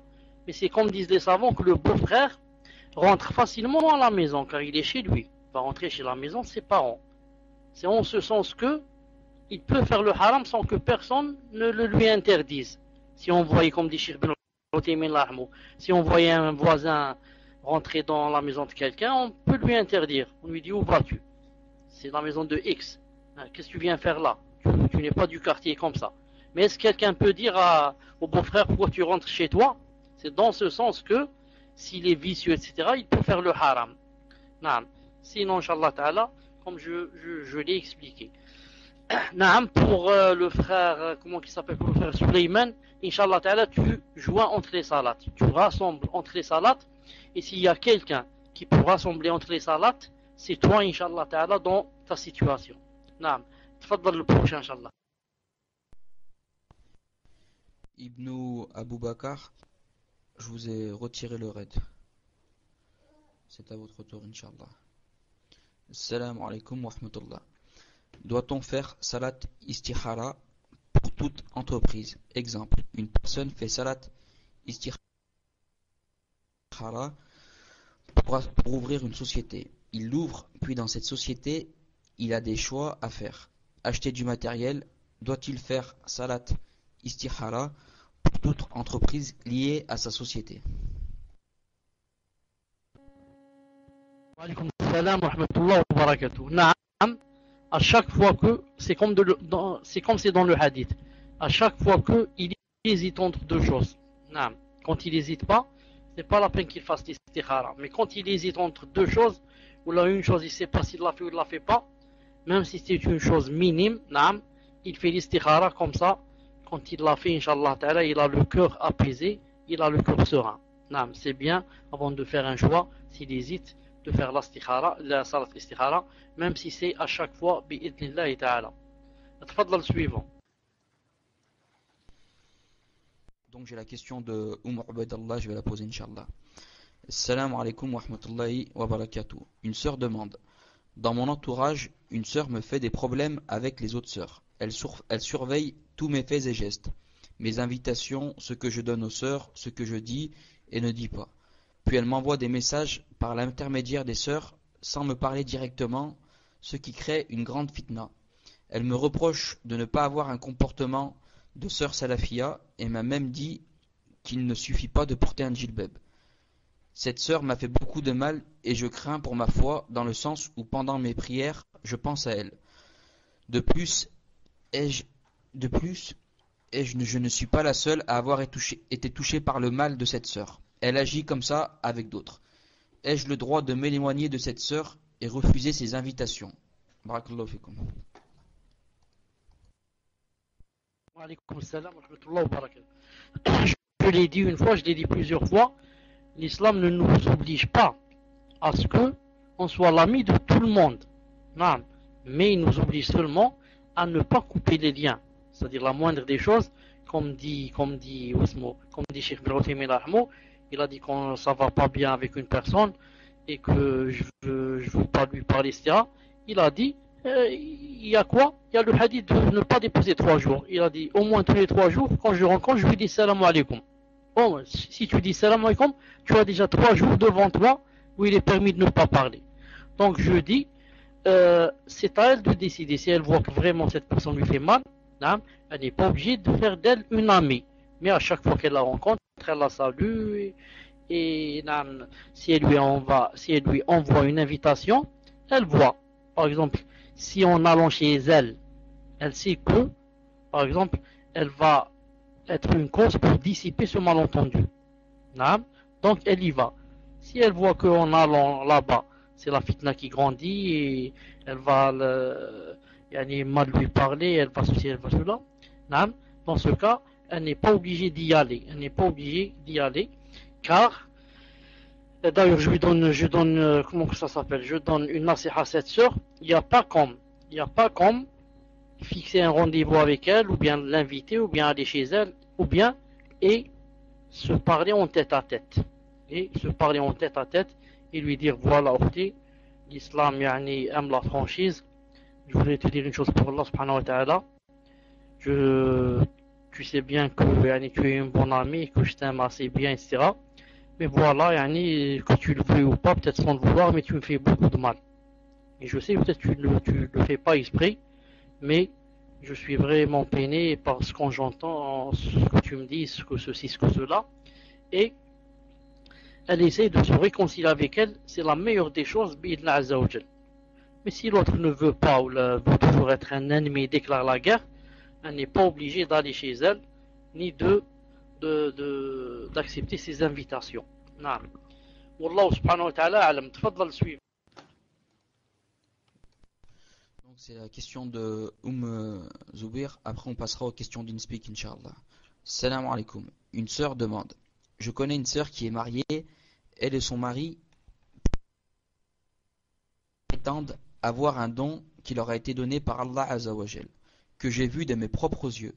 Son mari dit qu'il entend le prophète sallallahu alayhi wa sallam répondre à son salam lorsqu'il fait le tashahhud pendant la prière. Ils disent tous les deux utiliser leur don pour faire da'wa aux gens et les motiver à pratiquer. Ma question est, dois-je y croire, car j'ai peur de tomber dans le soufisme sans m'en rendre compte. Wa alaykum salam wa rahmatullahi wa barakatuh. Alhamdulillah. Celui qui croit en une chose pareille, c'est vraiment quelqu'un qui n'a pas encore compris l'islam. Naam. Et ce couple-là, il faut les aider. Pourquoi? Parce qu'ils sont tombés dans l'égarement. Ce couple-là, le shaitan les a eus. Le shaitan les a eus. Car le shaitan, je connais plusieurs personnes qui disent, des gens avec la barbe, etc., qui font la prière avec nous tout le temps, qui disent que on entend les anges qui nous parlent. On voit comme un nuage comme ça, ensuite on entend une voix d'en haut qui nous parle, ce sont les anges. Et moi je veux dire à cette personne, il faut faire ruqya, le shaitan, là t'as possédé, t'as habité, et maintenant il te joue ces jeux-là. Donc ce couple-là a été possédé par le shaitan, a été possédé par les djinns. Peut-être ce sont des djinns musulmans qui le font comme ça. Il y a des djinns musulmans qui sont pervers. Donc, au lieu de croire en cela, il faut au contraire faire des choses pour les aider à sortir de ce gouffre de l'innovation dans lequel ils sont tombés. Car le shaitan, il faut dire qu'il les a eu vraiment. Et ce sont des gens, bien sûr, sans les connaître. Je sais que ils n'ont pas de science, ce ne sont pas des talibim, ce sont des gens qui sont loin, et qu'Allah subhanahu wa ta'ala nous préserve de l'innovation et de l'égarement du shaitan. Tfaddal suivant. Assalamu alaikum wa rahmatullah wa barakatuh, shir. Ma question. Pouvez-vous me donner des arguments pour que ma femme puisse expliquer à sa sœur qui est mécréante le fait qu'elle refuse d'aller avec elle au restaurant? Je précise que j'habite en France et que les restaurants sont mixtes et vendent de l'alcool. Je précise également que sa sœur est très ouverte et que ma femme ne veut pas la brusquer dans sa réponse. Elle a déjà essayé de lui expliquer son refus. Sa sœur lui dit qu'elle comprend, mais elle voudrait que ma femme lui fasse plaisir en acceptant. Ma femme ne sait plus quoi lui dire. Barakallahu fikum. Wa alaykum salam wa rahmatullahi wa barakatuh. Ce que lui a dit sa femme, à sa sœur, c'est suffisant. Il suffit qu'elle lui dise si c'était pas l'islam qui m'interdisait cela, si c'était pas que Allah subhanahu wa ta'ala n'aimait pas cette chose, je l'aurais faite pour toi, car tu sais bien ma sœur que je t'aime et que je t'aime beaucoup. La preuve, demande-moi tout ce que tu veux qui est permis en islam à cette condition, et tu vas voir si je te le fais pas, bi'idhnillah ta'ala. Mais si vraiment tu veux yani, que je te fasse plaisir en allant avec toi dans cette chose qui est pour moi illicite, alors moi aussi je voudrais que tu me fasses plaisir et que yani, tu me, comment on dit, yani, tu me, je sais pas, je trouve pas le terme, yani, que tu me laisses, si je puis dire, tranquille, et tu m'invites pas à cette sorte de choses. Je sais, ma soeur, que tu m'aimes beaucoup et que si tu m'invites, c'est un signe que tu me veux du bien et que tu me veux m'inviter, etc. Mais il faudrait que tu me comprennes. Chez nous en islam, quand quelque chose est impossible ou quelque chose est haram, je ne peux pas la faire, même si c'est mon père qui me la demande ou bien ma mère. Non. Mais si maintenant c'est autre chose qui est licite en islam, demande-la moi. Non, je suis prête à te donner mes yeux. Et je suis prête à te monter sur ma tête et marcher avec toi bi'idhnillah ta'ala et te porter où tu veux. Allah Azza wa Jalla alam, tfaddal. Salam alaikum, Shir. Ahyakum Allah. Ma question porte sur le prophète Moussa, alayhi salam. Dans plusieurs tafsirs, dont celui d'Ibn Kathir, rahimahullah, il est dit que Moussa, alayhi salam, avait un problème de locution, qu'il bégayait. Je voulais savoir si cela est authentique ou pas, ou fait partie des récits israélites. N'est-ce pas un axe vis-à-vis d'un prophète? Barakallahu fikum wa hafadikum Allah. Est-ce que je peux m'entretenir? Non, c'est pas possible. Wa alaykum salam wa rahmatullah wa barakatuh. Alhamdulillah. Naam. Ce que je sais, Allah subhanahu wa ta'ala alam, naam, c'est que cette chose est connue de Moussa alayhi salatu salam. Ce qui n'est pas vrai, Allah ta'ala alam, c'est l'histoire qu'on raconte comme quoi que Pharaon l'a testé avec une date et une braise, et qu'il allait manger la date et qu'à la dernière minute il a mangé la braise. Je n'ai pas trouvé ça dans un hadith authentique, quoique même cette histoire se trouve dans beaucoup de livres. Mais c'est connu que Moussa alayhi salam a demandé dans plusieurs versets à son frère que ce soit lui qui parle à sa place, parce qu'il avait des difficultés dans la langue. Et même Pharaon a voulu se moquer de Moussa alayhi salam. Allah ta'ala nous en préserve.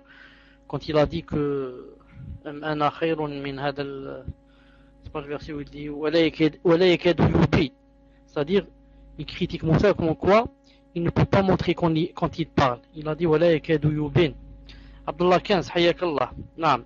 Donc ce que je sais, c'est que cette chose existe. Naam. Et les maladies atteignent les prophètes. Les maladies atteignent les prophètes. Wallah subhanahu wa ta'ala a'lam. Naam. Hayakallah, Sheikh Abdullah. Fadlan. السلام عليكم ورحمة الله وبركاته. في صوت؟ الله يجزيكم الله خير. والله ما كنت أعلم. الأخ الشيخ محمد معنا. الشيخ محمد معنا. شيخنا موجود. بارك الله فيك. حياكم الله. إن شاء الله je veux que les frères جزاهم الله خير يعني qu'ils soient un peu attentifs.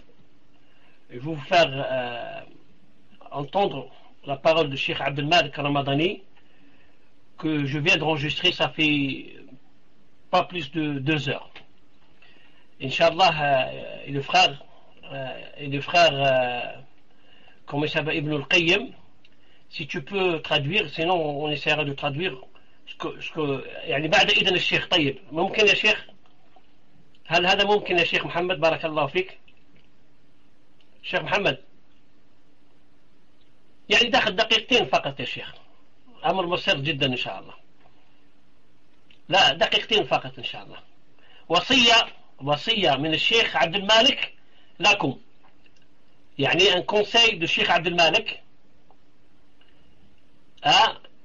à tous les frères qui sont dans le salon, à tous les frères et sœurs qui prennent le ilm de Cheikh Mohamed Chalabi. Voilà, c'est tout. ممكن؟ الله يحفظك يا شيخ. اسمعوا جزاكم الله خير. طيب شيخنا الفاضل، في شيخ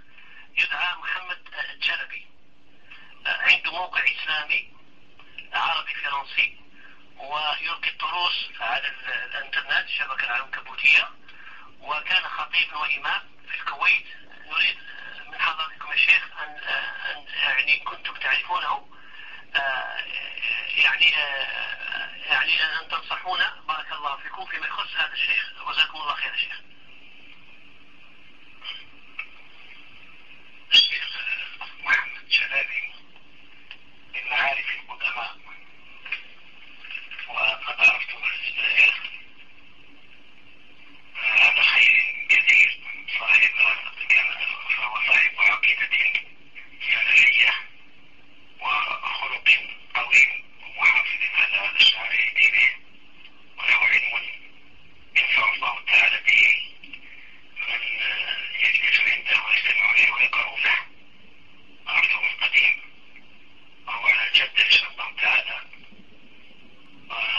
قد التقيت به كثيرا جدا، وذهبت إلى بعض القرى التي وفقه الله عز وجل أن يكون فيها إماما وخطيبا ومعلما، فوجدته قد ميزه الله تبارك وتعالى بحسن التربية، لأن رأيت في بعض الأماكن التي كان يعلم فيها التزام الناس بالسنة واستقامتهم عليها التزاما شديدا جدا، استقامة واضحة، حتى الناس الكبار في السن جدا، حتى الطاعنين في السن دربهم على السنة وحبها والعمل بها. فأنصح بالانتفاع بهذا الشيخ الكريم جزاه الله خيرا، وأيضا عرفه في الدعوة ويزال في ذلك، وهذا جهاد عظيم.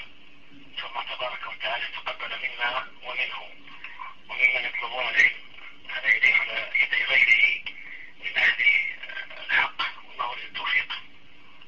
آمين. جزاكم الله خير شيخنا. وصراحة أدين الله أننا هذا الذي رأيناه في الشيخ، وبارك الله فيكم شيخنا. طيب جزاكم الله خير. Le son était bien, Akhi Ibn al-Qayyim. Le son était bien. أخي ابن القيم الصوت الله يحفظك أخي. طيب جزاكم الله خير.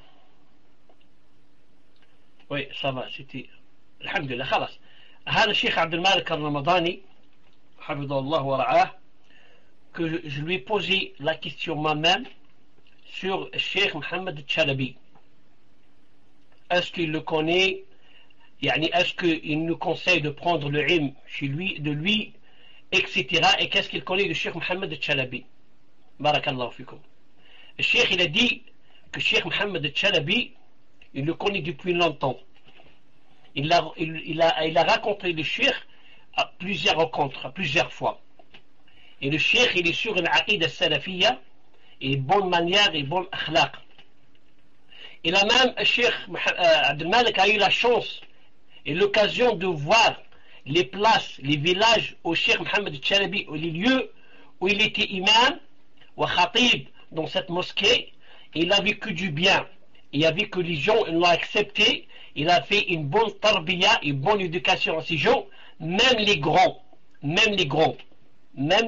et les vieux.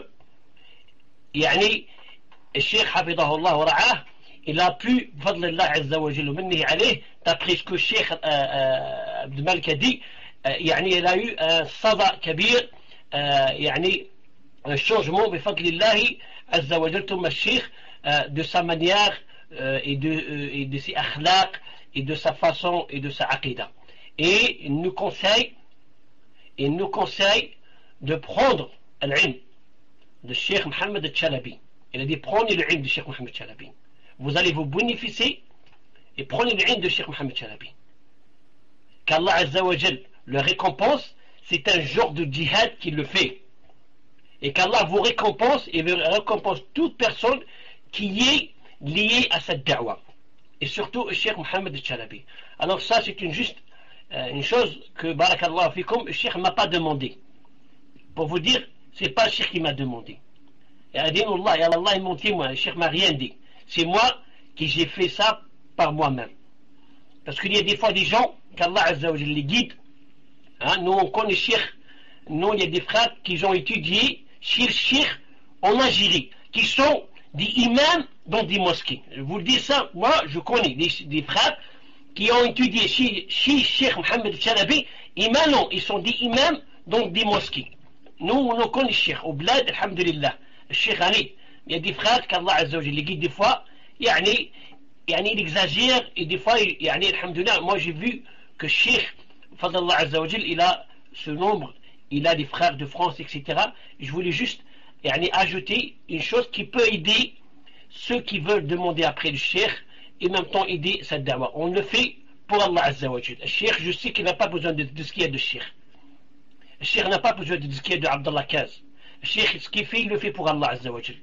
Mais nous, deux fois, on le fait pour ceux qui veulent vraiment le haq, et pour ceux qui veulent vraiment savoir plus sur le Cheikh, et ceux qui ont peut-être des doutes, ou bien ceux qui parlent sans savoir sur le Cheikh, cela sera, Inch'Allah, bi'idnillahi ta'ala, une réponse pour tout le monde. Pour tout le monde, Inch'Allah ta'ala. Wallahu ta'ala wali tawfiq, wazakumullah khair. Et la moindre des choses qu'on peut faire pour le Cheikh, c'est de lui faire le dua bidahr al-ghayb, ikhwani. Le dua ou bidahr al-ghayb. Jazakumullah khair. فجزاكم الله خير. والشيخ أنا أعتذر عن الإطالة. واصل حفظكم الله ورعاكم. السلام عليكم ورحمة الله وبركاته. وعليكم السلام ورحمة الله وبركاته. الحمد لله. Donc Abdullah 15 barakallahu fik wa jazakallahu khairan. نعم. وكل سبحانه وتعالى fasse ton travail dans les choses que tu rencontreras demain dans ta balance. نعم. Et on continue Inch'Allah Ta'ala avec les questions. تفضل إن شاء الله تعالى le prochain. تفضل. Assalamu alaikum wa rahmatullahi wa barakatuh. Ahyakum Allah. Je connais une sœur qui est mariée. Son tuteur n'avait pas accepté son mariage car la mère de la sœur n'était pas d'accord. La raison du refus est que le frère est d'une autre couleur qu'elle de peau. C'est un frère désigné comme son tuteur et un frère s'est désigné comme son tuteur et les a mariés. Le frère a dit qu'il avait demandé à un élève de Shir Ibn Baz, rahimahullah, leur mariage est illicite, sachant que la sœur est enceinte. S'il ne l'est pas, que conseillez-vous à ce frère et à cette sœur? Wa alaykoum salam wa rahmatullah wa barakatuh. La première des choses que je conseille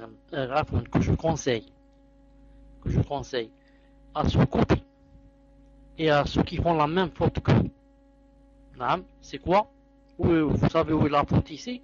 La faute ici, c'est que ce couple a attendu que la femme soit enceinte.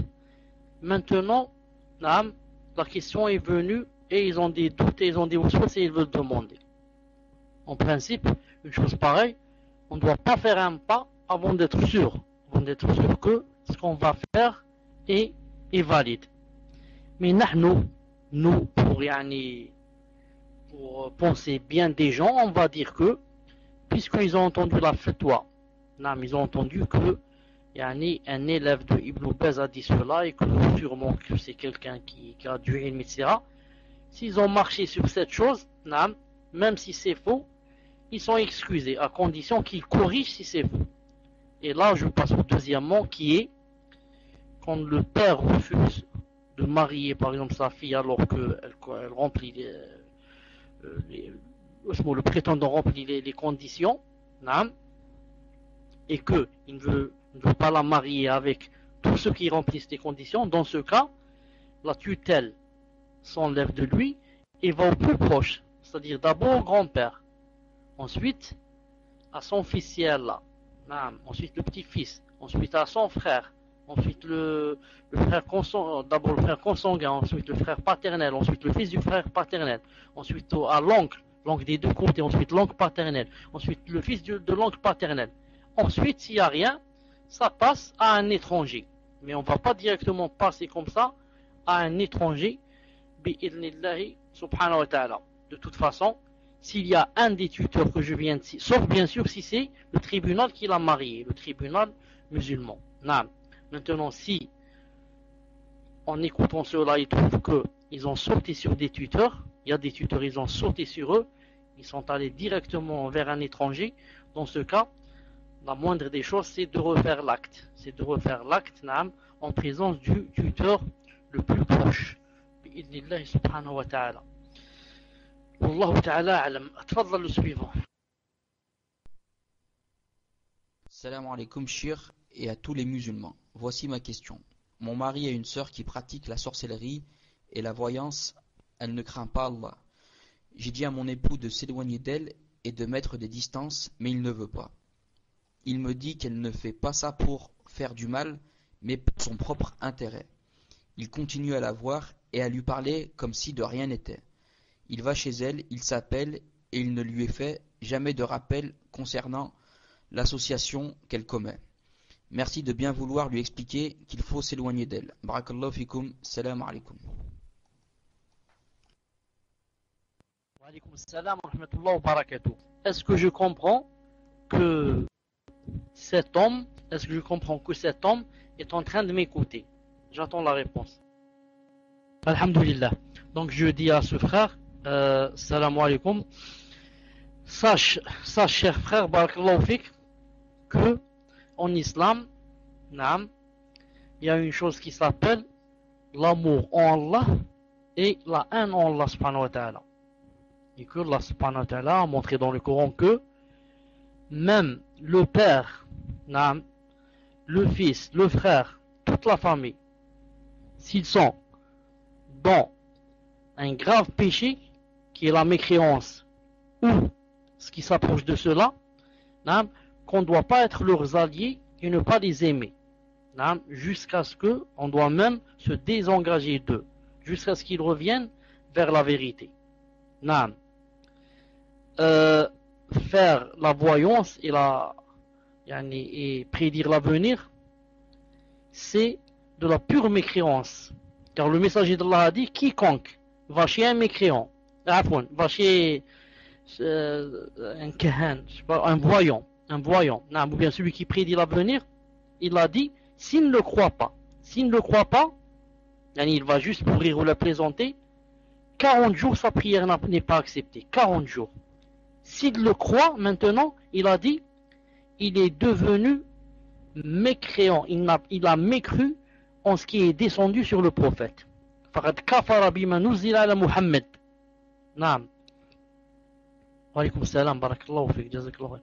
Et qu'est-ce qui est descendu sur Muhammad alayhi salam? Ce qui est descendu sur Muhammad alayhi salam, c'est le Coran. Et qu'est-ce qu'il y a dans le Coran? Il y a dans le Coran le verset qui dit قُلْ لَا يَعْلَمُ مَنْ فِي السَّمَاوَاتِ وَالْأَرْضِ الْغَيْبَ إِلَّا اللَّهُ وَمَا يَشْعُرُونَ أَيَّانَ يُبْعَثُونَ.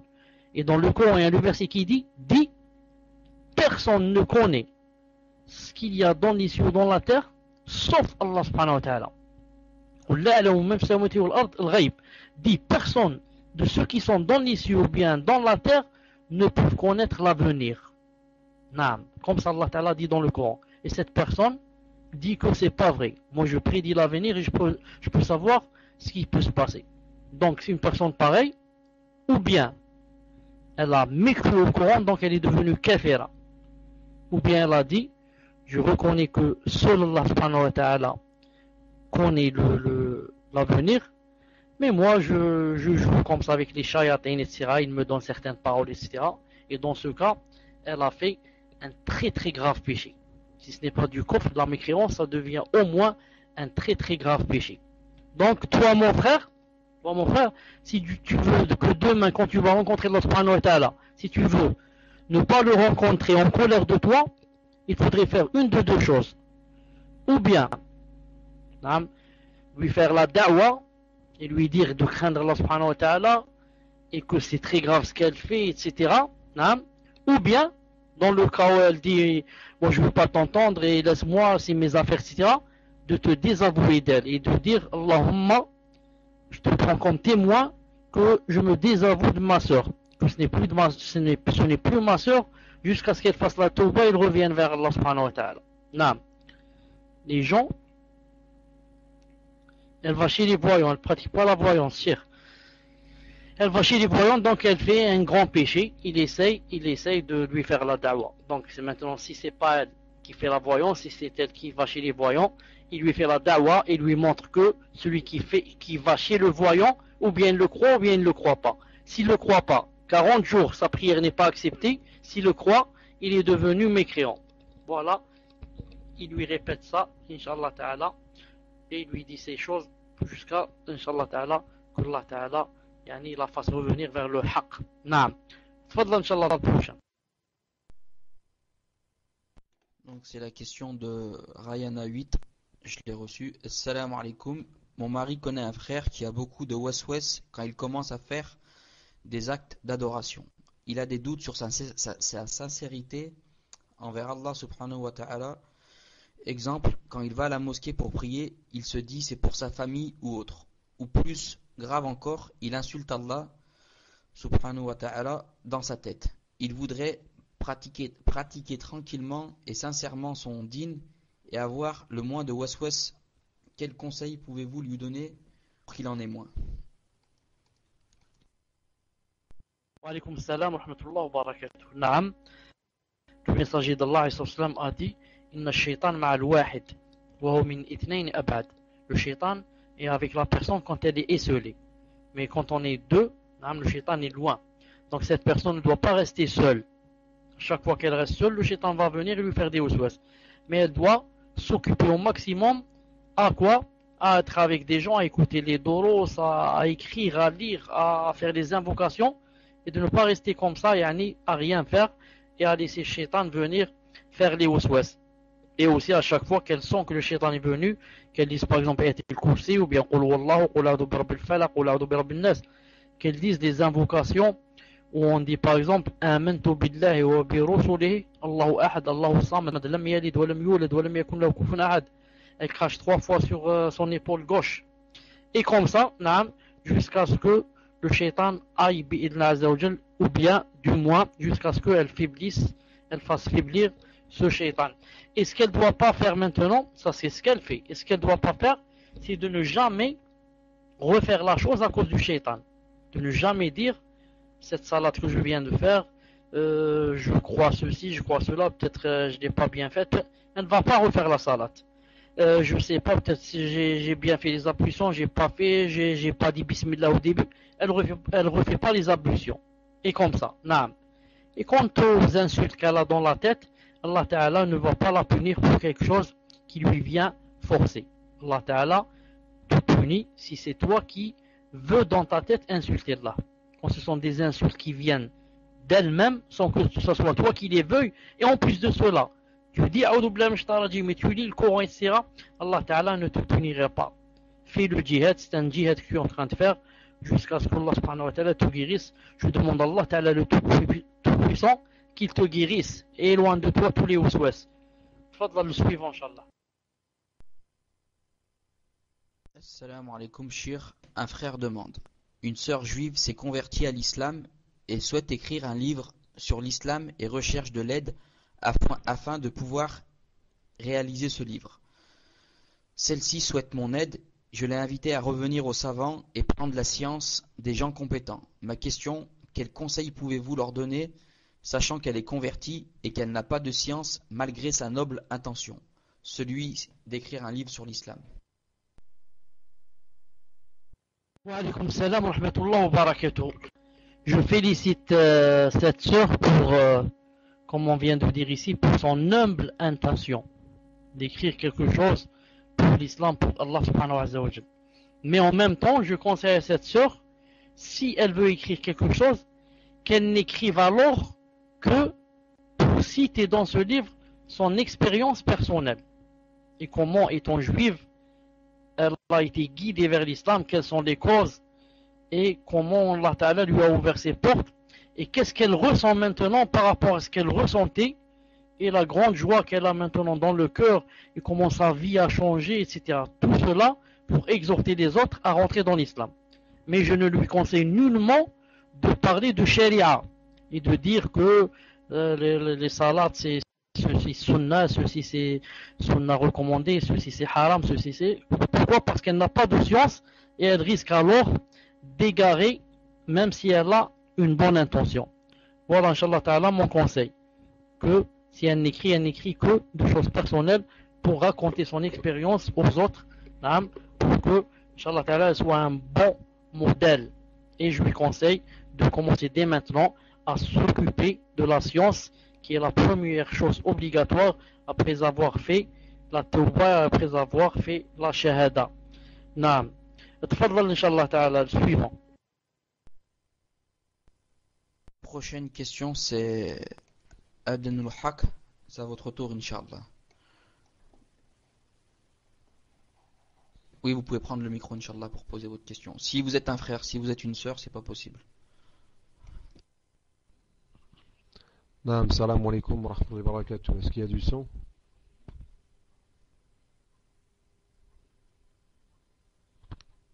Alhamdulillah. Salam alaikum wa rahmatullahi wa barakatuh, chers tous les frères, toutes les sœurs. Cher, je suis vraiment très content ce soir que Abdullah il a parlé comme ça, qu'on a entendu cher Abdel Malik parler aussi comme ça. Mashallah alik. Moi, le bien vient d'Allah Ta'ala, alhamdulillah. Et quand on sème dans une bonne terre des bonnes graines, on récupère en général des bons arbres poussent et des bons fruits poussent aussi. Mashallah, mashallah alik et jazakallah khair, cher.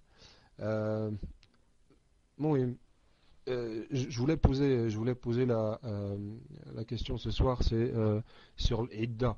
Je me suis retrouvé à discuter avec quelqu'un sur l'Idda et en fait on avait une divergence sur le point de l'Idda. C'est quand la période, c'est-à-dire de fin, c'est-à-dire au début des menstrues de la femme ou plutôt à la fin quand elle se purifie.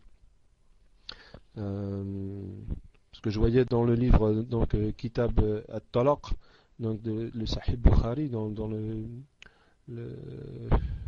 hadith 1872, où justement le point de vue qui était donné, c'est que la période de viduité se termine quand les menstrues sont finies et que la femme se purifie.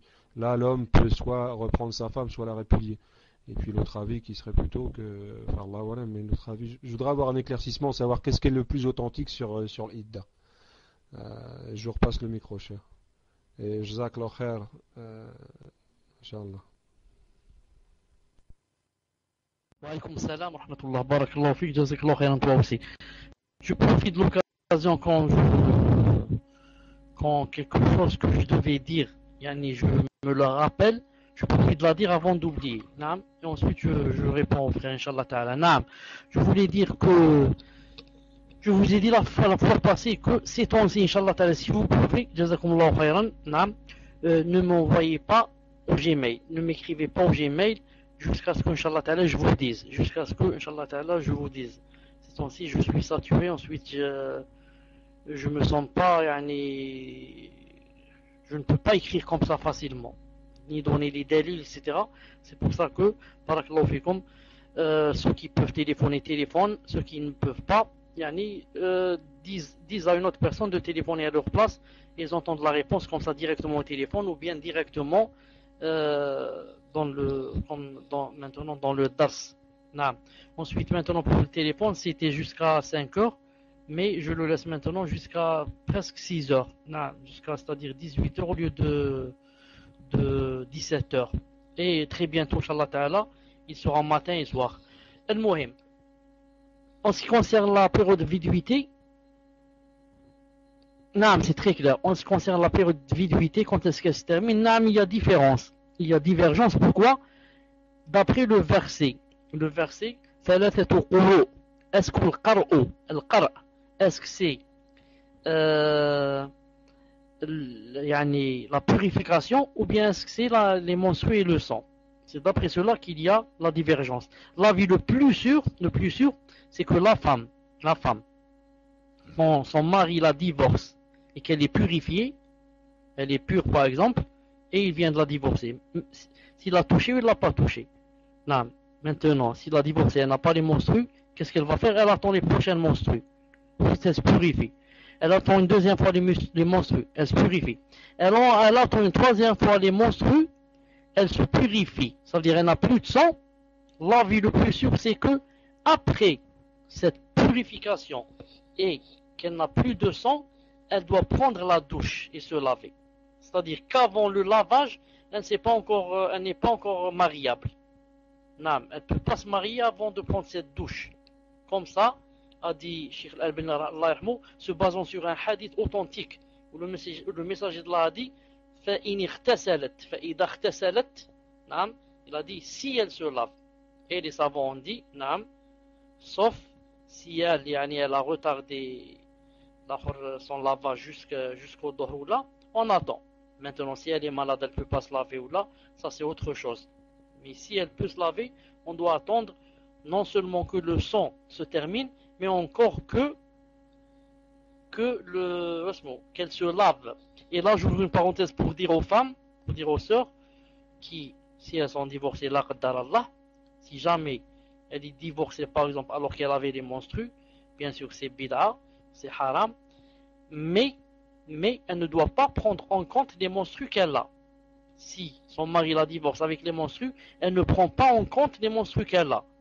Ça ne compte pas. Elle attend les prochaines menstrues, c'est-à-dire elle attend la purification et les prochaines menstrues. Les prochaines menstrues seront comptées comme les premières menstrues et pas les menstrues qu'elle a lorsque son mari l'a divorcée.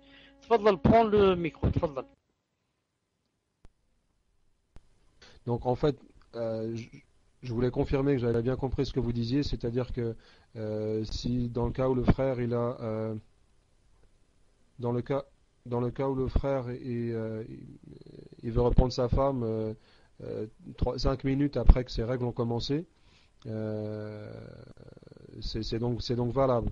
À partir du moment que l'avis le plus juste, c'est quand la femme a fini, quand la période de règles se termine, qu'elle se purifie, et à ce moment-là, il peut soit la reprendre, soit la divorcer, c'est-à-dire la divorcer, voilà. Barakallahu fik, Cheikh. Je vous passe le micro. Wa alaykoum salam wa rahmatullahi wa barakatuh. J'ai dit, je ne sais pas si tu as entendu ça, j'ai dit quand la femme se purifie et se lave, fait le ghusl, le grand lavage, là elle est mariable. C'est-à-dire qu'elle est devenue une étrangère pour son mari, pour son premier mari. S'il veut maintenant la reprendre, il l'épouse de nouveau avec son consentement, son tuteur et deux témoins et la dot. Mais tant que son sang ne s'est pas terminé de couler ou qu'elle n'a pas pris sa douche encore, son mari peut la reprendre sans son avis, même sans son avis, car elle est toujours sa femme. Car elle est toujours sa femme, bi'idnillah subhanahu wa ta'ala. Faddal, Inch'Allah, suivant. Alhamdulillah. Donc c'est la question sur InSpeak de Ourt 19. Assalamu alaikum, Cheikh. Il est très recommandé aux musulmans de faire le ghusl le vendredi. Est-ce qu'il est recommandé à la femme qui a ses menstrues de faire le ghusl le vendredi, ou c'est pas la peine, entre parenthèses, puisqu'elle n'est pas pure? Barakallahu fikum. Tfaddal, Cheikh. Wa alaykoum salam wa rahmatullahi wa barakatuh. Alhamdulillah. La femme, il est recommandé pour elle de faire le ghusl le vendredi seulement si elle va à la mosquée, à condition qu'elle soit pure. À condition qu'elle soit pure. Car si elle a les menstrues, premièrement, ce n'est pas la peine qu'elle aille. Deuxièmement, si elle y va, ce n'est pas la peine qu'elle fasse le ghusl. Si elle y va pour rester par exemple sur des escaliers ou là, ne pas rentrer dans la salle de prière juste pour entendre la khutbah, dans ce cas, ce n'est pas la peine qu'elle se purifie, qu'elle fasse le grand ghusl, car elle ne va pas se purifier. Voilà, Inch'Allah ta'ala, ce que je voulais dire pour aujourd'hui. Il est déjà minuit chez moi, et vous savez que je n'ai pas encore mangé. Je vous laisse, Inch'Allah ta'ala, pour vous rencontrer samedi. Subhanakallahumma wa bihamdik, ashhadu an la ilaha illa ant, astaghfiruka wa atubu ilaik. Assalamu alaikum wa rahmatullahi wa barakatuh.